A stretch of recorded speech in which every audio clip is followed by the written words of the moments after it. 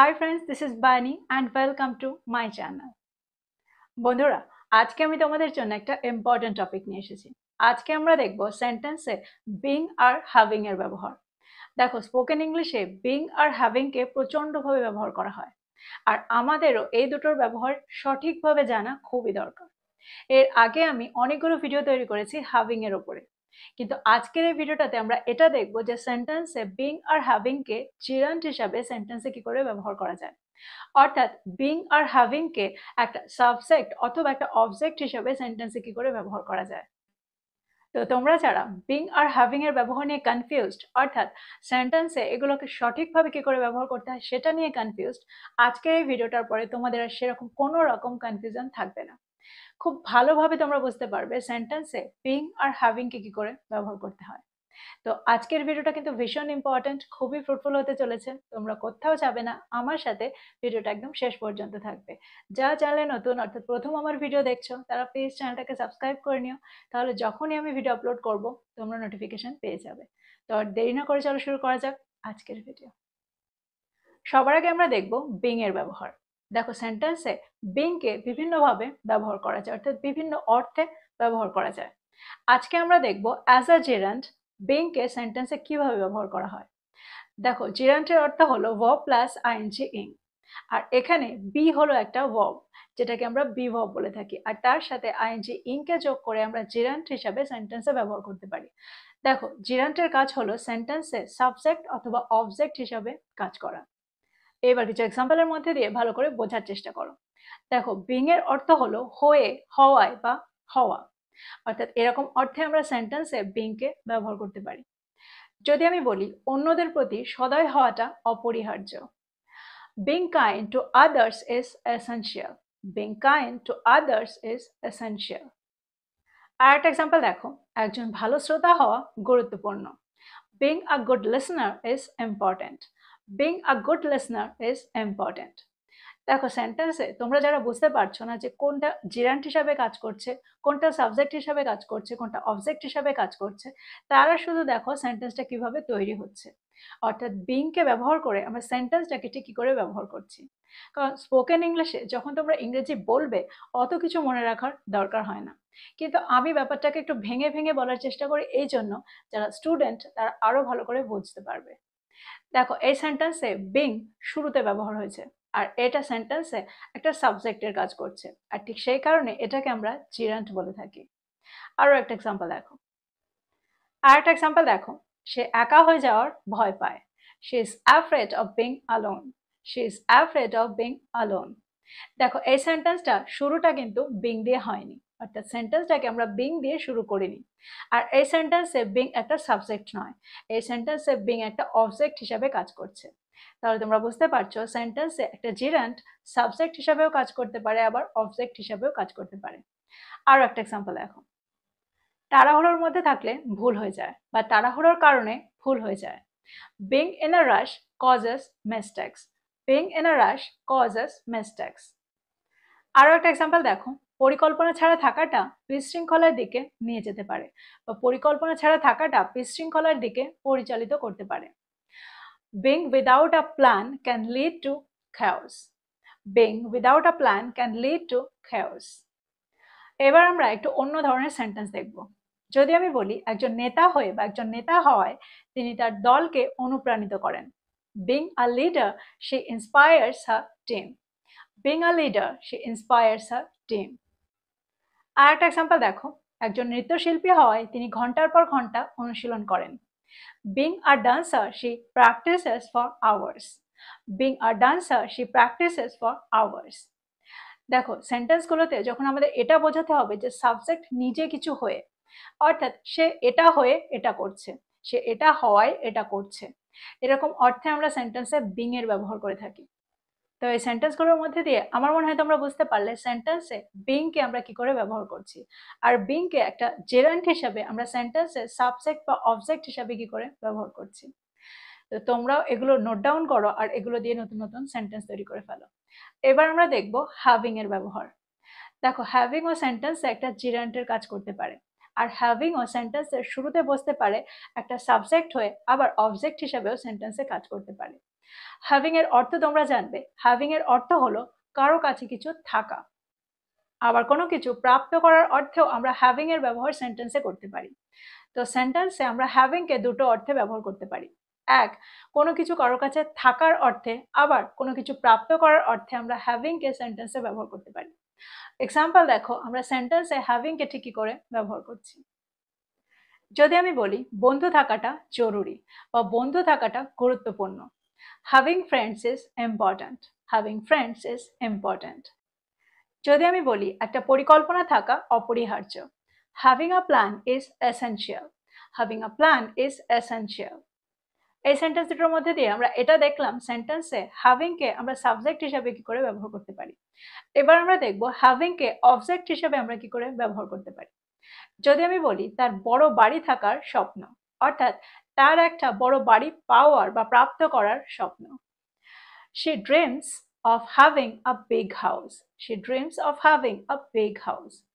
দেখো এই সেন্টেন্সে হ্যাভিং কিন্তু একটা অবজেক্টের কাজ সেন্টেন্সে করছে, আর যেটা একটা জিরান্ট। এবার আমরা দেখবো এই সেন্টেন্সগুলোকে নেগেটিভ সেন্টেন্সে পরিণত করলে সেন্টেন্সগুলো কেমন হয়। অর্থাৎ এবার আমরা দেখবো নট হ্যাভিং এর ব্যবহার।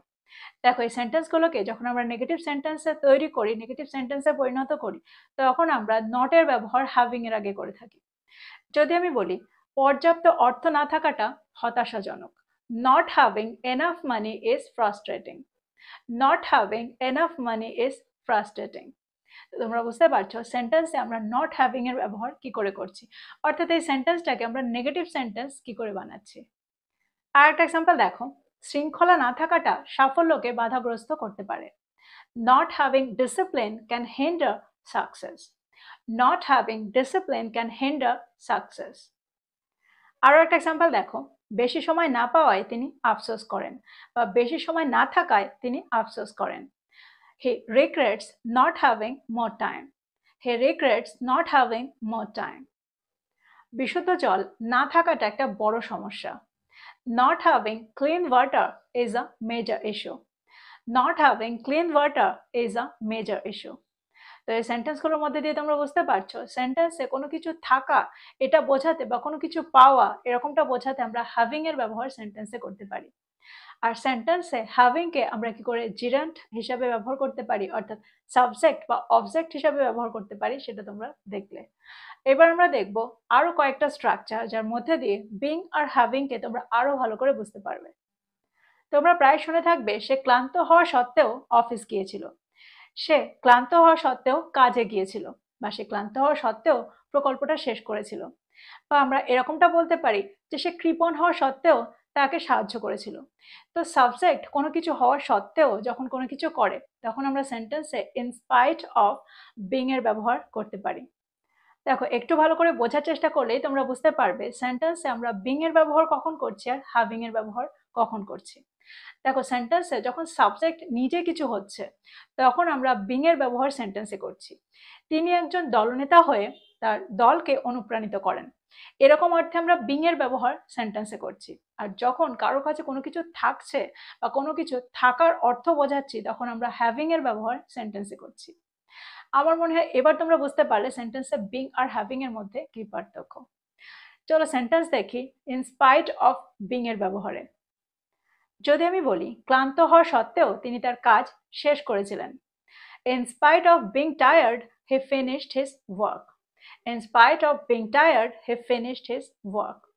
দেখো সেন্টেন্সে in spite of being এর অর্থ হলো কোনো কিছু হওয়া সত্ত্বেও, অর্থাৎ ক্লান্ত হওয়া সত্ত্বেও এরকমটা বোঝাতে in spite of being tired এই স্ট্রাকচারটার ব্যবহার আমরা সেন্টেন্সে করব।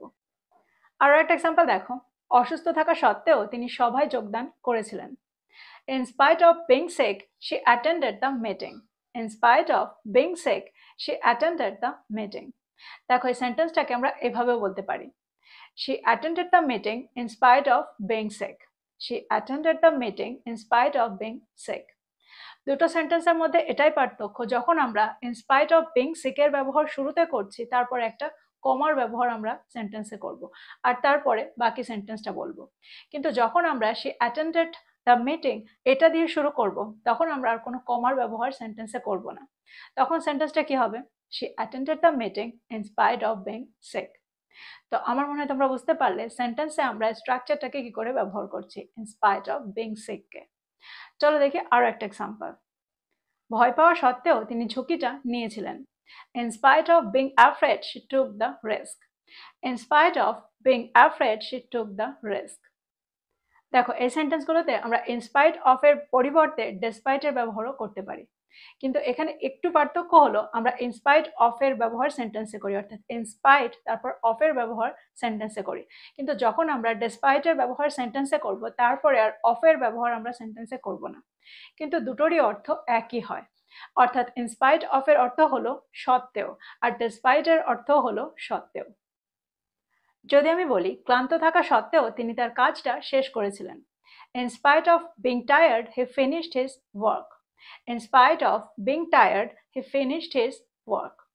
এই সেন্টেন্সে যদি আমরা despite এর ব্যবহার করি সেন্টেন্সটা কি হবে? Despite being tired, he finished his work. Despite being tired, he finished his work. দেখো এখানে কিন্তু আমরা অফ এর ব্যবহার সেন্টেন্সে করব না, অর্থাৎ কখনোই আমরা ডেসপাইট অফ এর ব্যবহার সেন্টেন্সে করব না। আমরা ডেসপাইট এর পরে কোনো প্রিপোজিশনের ব্যবহার এখানে করি না, আমরা সরাসরি বলি ডেসপাইট বিং টায়ার্ড। আমার মনে হয় তোমরা বুঝতে পারলে সেন্টেন্সে আমরা ইনস্পাইট অফ এর পরিবর্তে ডেসপাইট এর ব্যবহার কি করে করছি। দেখো দুটোরই অর্থ একই, শুধু আমাদের এটুকু মনে রাখতে হবে ডেসপাইট এর পরে আমরা কোনো অফ এর ব্যবহার সেন্টেন্সে করব না। আর একটা এক্সাম্পল দেখো। যদি আমি বলি অসুস্থ থাকা সত্ত্বেও তিনি সভায় যোগদান করেছিলেন। She attended the meeting despite being sick. She attended the meeting despite being sick. বা আমরা এভাবেও বলতে পারি despite being sick she attended the meeting. তোমরা বুঝতে পারছো সেন্টেন্সে আমরা ইনস্পাইট এর পরিবর্তে ইনস্পাইট অফ এর পরিবর্তে ডেসপাইট এর ব্যবহার কি করে করছি। তো এক্সাম্পলগুলোর মধ্যে দিয়ে আমার মনে হয় বিং কে তোমরা আরো ভালো করে বুঝতে পারলে। এবার আমরা দেখব ইনস্পাইট অফ হ্যাভিং এর ব্যবহার, অর্থাৎ কোনো কিছু থাকা সত্ত্বেও। দেখো যখন আমরা ইনস্পাইট অফ বিং এর ব্যবহার করেছিলাম তখন আমরা এটা বোঝাতে চেয়েছিলাম যে কোনো কিছু হওয়া সত্ত্বেও, অর্থাৎ সাবজেক্ট কোনো কিছু হওয়া সত্ত্বেও। কিন্তু যখন আমরা ইনস্পাইট অফ হ্যাভিং এর ব্যবহার করব তখন আমরা এটা বোঝাতে চাইবো সাবজেক্টের কাছে কোনো কিছু থাকা সত্ত্বেও। আমার মনে হয় তোমরা অর্থটাও বুঝতে পারলে। দেখো এখানেও আমরা সেন্টেন্সে ইনস্পাইট অফ হ্যাভিং এর পরিবর্তে ডেসপাইট এর ব্যবহারও করতে পারি, ডেসপাইট হ্যাভিং এর ব্যবহারও করতে পারি। এক্সাম্পল দেখো, এক্সাম্পলের মধ্যে দিয়ে তোমরা আরো ভালো করে বুঝতে পারবে।